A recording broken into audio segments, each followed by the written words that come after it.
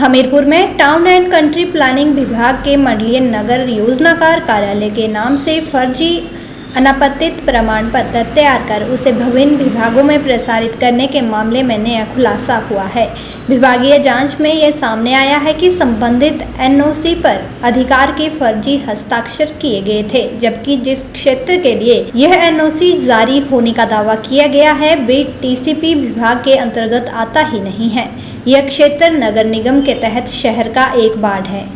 जानकारी के अनुसार छात्रों ने टीसीपी विभाग के नाम पर से फर्जी एनओसी तो तैयार कर ली, लेकिन नगर निगम क्षेत्र के लिए टीसीपी की एनओसी बनाकर बड़ी चूक कर बैठे। यह गलती विभागीय जांच के दौरान पकड़ में आ गई। इसके बाद पूरे मामले की जानकारी पुलिस को दे दी गई। अब पुलिस यह जांच कर रही है कि ये फर्जी एनओसी कहां तैयार की गई और इसके पीछे कौन लोग शामिल हैं।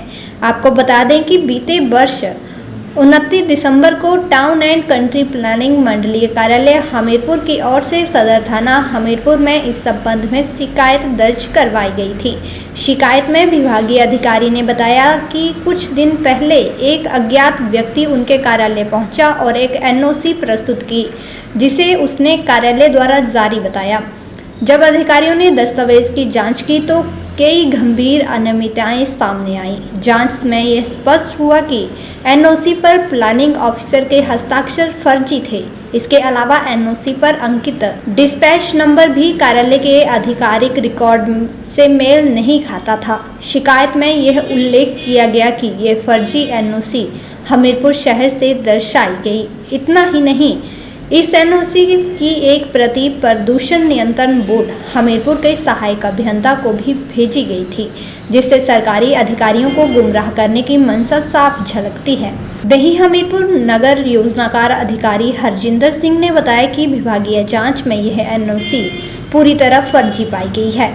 वहीं एसपी हमीरपुर बलवीर ठाकुर ने बताया कि टीसीपी विभाग के अधिकारी की शिकायत के आधार पर पुलिस ने मामला दर्ज कर लिया है। उन्होंने कहा कि इस बात की जांच की जा रही है कि ये फर्जी एनओसी किसने और कैसे तैयार की।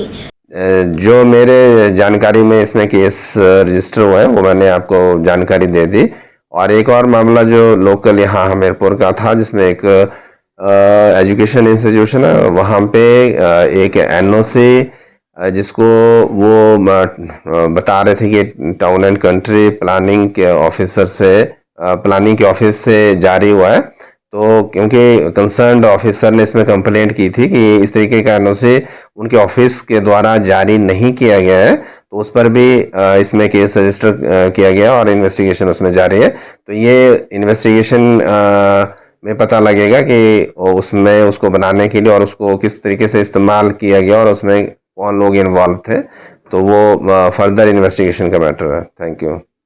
मतलब गलत पाए गए, इसके बारे में बताएं सर। बेसिकली ये जो एरिया, जिस एरिया की बात करें, एनओसी जो इशू हुई है वो हमारे प्लानिंग ऑफिसर के जाली साइन से इशू हुई, मुझे प्रतीत हुई। जिसके हम बारे में मैंने अपने ऑफिस एंड के ऊपर जांच पड़ताल की गई तो मुझे पता लगा कि उसके उनके साइन नहीं है।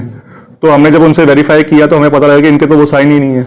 तो इसके बारे में जब उनसे पूरा संतुष्टि करने के बाद हमने इसको लिखित में शिकायत कॉर्पोरेशन एसपी साहब को लिखित में दी थी। इसके अलावा आपको ये बताना चाहूँगा, जिस एरिया की एनओसी की जो बात चल रही है, ये एरिया बेसिकली म्यूनिसिपल कॉर्पोरेशन के अंडर आता है। जिस एरिया की एनओसी की बात हो रही है वो म्यूनिसिपल कॉर्पोरेशन का है एरिया। सब लोगों को जागरूक करने के लिए क्या संदेश देंगे आप? लोगों को जागरूक करने के लिए यही है कि वो हमारे जो टीसीपी अधिनियम और जो नियम है उनका सख्ती से पालन करें। मैं आपको यह बताना चाहूँगा कि आज की डेट में हिमाचल प्रदेश सरकार के द्वारा एक नोटिफाइड प्लानिंग एरिया और स्पेशल एरिया के बाहर अगर किसी ने 1000 स्क्वायर मीटर के बाहर कोई कंस्ट्रक्शन करनी है, देन उन केस में उनको टीसीपी से अप्रूवल लेना मैंडेटरी है, चाहे वो भले ही वो एरिया टीसीपी एरिया के अंदर आते हैं या नहीं आते। अगर 1000 स्क्वायर मीटर के ऊपर कोई एरिया किसी ने भी कंस्ट्रक्शन करनी है, उसके ऊपर डेवलपमेंट करनी है, देन उनको अप्रूवल लेनी पड़ेगी डिपार्टमेंट से।